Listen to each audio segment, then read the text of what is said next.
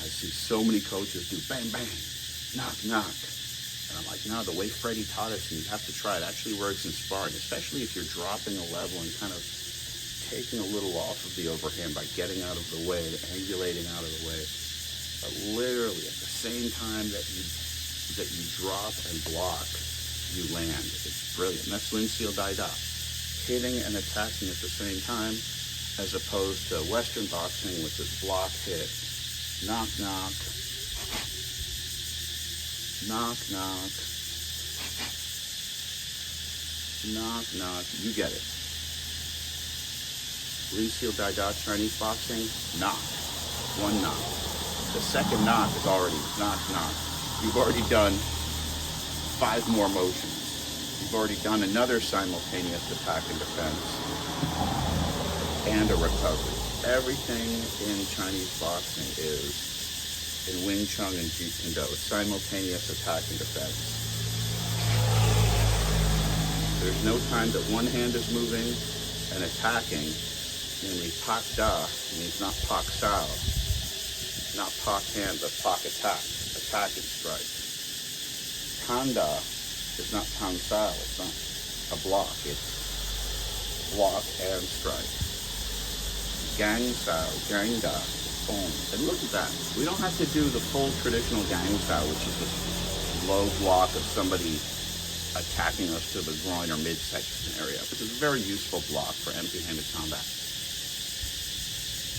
We can modernize it. We can make it contemporary. We can just make it a few inch kind of downward parry.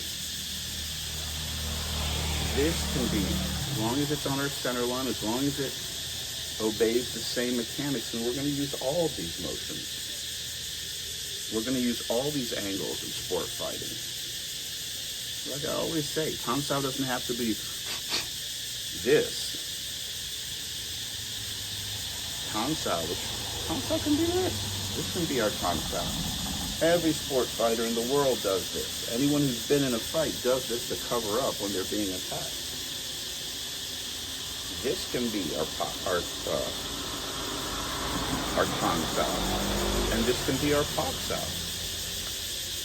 All pro fighters, all people who actually fought, know how to make this rear shield.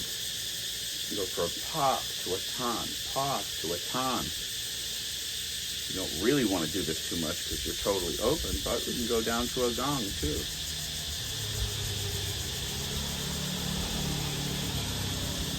So it's important that we modernize, that we take these big battlefield motions, these motions that were designed for people attacking us on horseback, multiple opponents, and these very kind of useful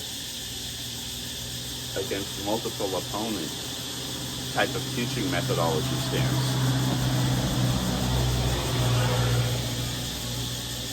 And just bring it into our modern stance.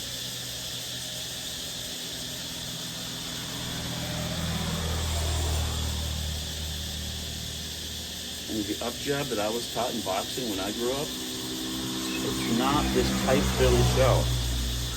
The way I was taught, the arm actually swings in front of the waist and can attack you from this zone, or that zone. So why not combine that with the Jeet Kune Do?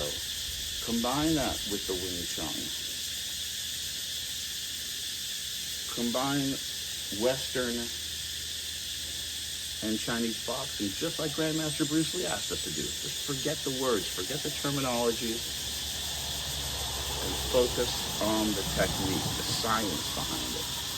That's what Grandmaster Bruce Lee was all about. And that's why he was not only the greatest Jeet Kune Do fighter ever, but the greatest Wing Chun fighter ever. Because he understood the purpose of all this stuff. Getting away from the formality, getting away from the names and the forms and the schools and all that. Saying we're all equal, we're all just human beings, what can work? And let's use that and let's throw away what doesn't work. So, in closing, we don't have to fight out of this Philly shell, out of this Jeet Kune Do shell, but we can. This, stereotypical Jeet Kune Do looking stance. But when people describe it, you have to understand, this is such a standard boxing stance, or even this Muay Thai stance, coming out of the subtle, natural rhythm. This is so powerful. We can hide behind so much here with these strong hands and arms that can block anything. Punches, kicks, even protecting our vital points from weapons. If God forbid, much better to get cut here than it is here.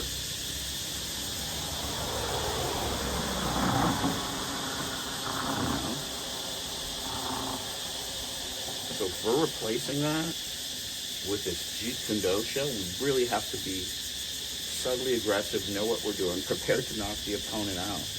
This is an advanced stance. I can't believe they taught me this as a beginner. Popping people's heads back, which does work from this position.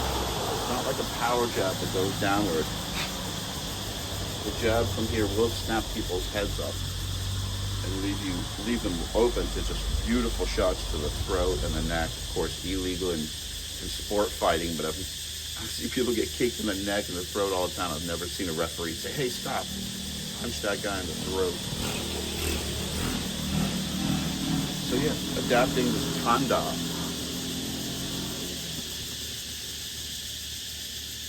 to this. Why not? Make this the new tanda. Because it's an actual useful motion that you're going to use all the time when you fight, as opposed to